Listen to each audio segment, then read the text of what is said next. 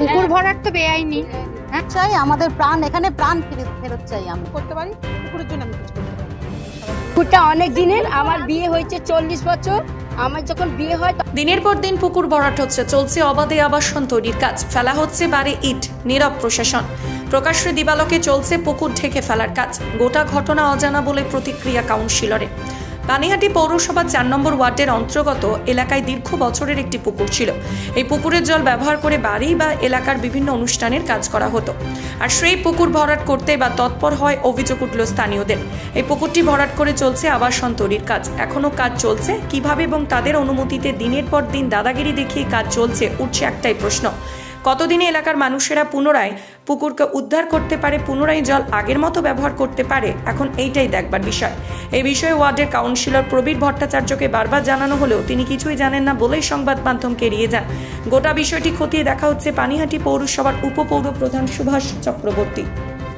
হ্যাঁ, এটা তো আমরা ভালোভাবেই জানি যে পুকুর ভরাট বেআইনি, তা সত্ত্বেও এটা ভরাট হচ্ছে। কিন্তু আমরা চাই পুকুর। কেন কি পুকুরে বিপদে আপদে কাজে লাগবে পুকুরটা।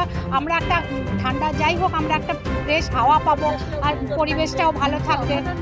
একটা সব থেকে বড় একটা অঘটন ঘটলে আমরা একটু জল পাবো। পুকুর আমি যতদিন এসেছি, আমার বিয়ে 26 বছর হয়েছে, আমি তখন থেকে দেখছি। তো তার আগেও আমার হাজবেন্ডরা বসবাস করছেন। আমি জানি মোটামুটি 100 বছরের ওপর। হ্যাঁ হ্যাঁ হ্যাঁ, পাকা এখানে তুললেই সামনে বোঝা যাবে। 5-6টা সিঁড়ি ছিল আর সুন্দর জল ছিল। আমি নিজে এসে দেখেছি, সুন্দর জল ছিল। এখানে কাপড় কাচা হতো, স্নান হতো, এমনকি নোংরা জলও ছিল, পরিষ্কার জল ছিল। তারপরে আস্তে আস্তে আস্তে আস্তে দেখছি পুকুরের মানে যারা কিনেছে তারা সবাইকে বলেছে তোমরা এখানে নোংরা ফেলে দেবে। আমরা জানি আমাদের এখানে মিউনিসিপ্যালিটির গাড়ি আসতো না, আমাদের নোংরা ফেলার জায়গা ছিল না। বাধ্য হয়ে আমরা এখানে নোংরা ফেলছিলাম। ফেলতে জায়গাটা নোংরা তো অনেকটাই ভরাট হয়ে গেছে। তারপর আমরা বললাম যে না, এমনি করে তো নোংরা ফেললে পুকুরটা নষ্ট হচ্ছে, আমাদের মশামাছি হচ্ছে। তা আমাদের একটা যেন এখানে গাড়ি দেওয়া হয়, ময়লা ফেলার গাড়ি দেওয়া হয়। পানিহাটি পৌরসভা যদি জানতে পারতো বা কাউন্সিলর যদি জানতে পারতো তাহলে নিশ্চয়ই এটা বন্ধ হতো। কারণ আমাদের গভর্নমেন্টের যা নিয়ম এবং আমরা যা পানিহাটির বুকে যে কোনো পুকুর ভরাট করা, আপনারা জানেন যে একটা পুকুর ভরাট করা হয়েছিল 33 নম্বর ওয়ার্ডে। আমরা সেটাকে আবার পানিহাটি মিউনিসিপ্যালিটি খুলে দিয়েছি। সুতরাং আমরা কোথাও পুকুর ভরাট করার পক্ষে নয়। কিন্তু পানিহাটি পৌরসভাকে কবে জানিয়েছে? আমাদের চেয়ারম্যান একটু অসুস্থ আছে আর আমিও অনেকদিন যাচ্ছি না। 5/3/2023 5/3/2023 ওদের কাছে ডকুমেন্টস রয়েছে। এই মাসে জানিয়েছে 5 তারিখে। এখনো হয়তো চেয়ারম্যানের কাছে পৌঁছয়নি চিঠিটা, কিন্তু রিসিভ কপি রয়েছে। হ্যাঁ, রিসিভ কপি থাকতে পারে নিশ্চয়ই, আমি অস্বীকার করছি না। কিন্তু 5/3/2023, হ্যাঁ, নট 24, ওদের কাছে ডকুমেন্টস রয়েছে। এবং বারবার তারা 3বার, এটা নিয়ে 2বার করেছে, ওরা 2বারই চিঠি দিয়েছে। ওদের কাছে ডেট রয়েছে 5/3/2023, প্রায় 1 বছরের উপর হয়ে গেছে। স্থানীয় কাউন্সিলর বলছেন যে আমি এই বিষয়ে কিছু জানিই না, জানানো হয়নি আমাকে, কিন্তু মানুষ বলে যে জানানো হয়েছে।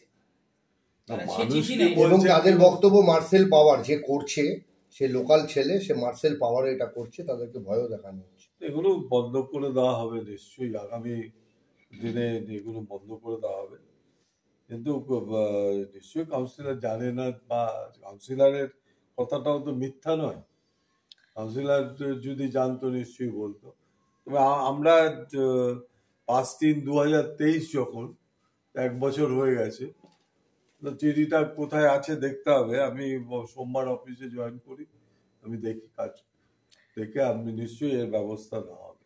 একটা ওয়ার্ডের এলাকাতে যেখানে একটা এত বড় একটা পুকুর ছিল, সেই পুকুরটার প্রায় অর্ধেক অংশ ভরাট হয়ে গেছে, সেটা কি ওয়ার্ডের কাউন্সিলর কোনোভাবে কেন টেরও পাননি? মানে তার মানে কি তিনি এলাকায় কখনো ঘুরেও দেখেননি, খোঁজও নেননি এলাকা সম্পর্কে? অনেক সময় এখন যা অবস্থা এলাকায়, অনেক সময় অনেক কিছু খবর পাওয়া যায় না।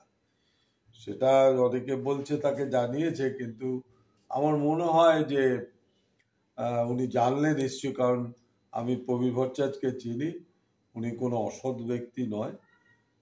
এবং ওনার সম্বন্ধে এই রিপোর্টিংটা ঠিক নয়। তাহলে যখন অভিযোগ পেলেন তাহলে তখনও তারপরেও ওখানে ছুটে এলেন না ঘটনাস্থলে? নিশ্চয়ই উনি যাবেন না, উনি অস্বীকার করছেন তো, তিনি তো বলেই দিচ্ছেন তিনি যাবেন না। এলাকার মানুষরা বলছেন যে ওনাকে চিঠি দিতে গিয়েছিল এর বিরুদ্ধে, যেটা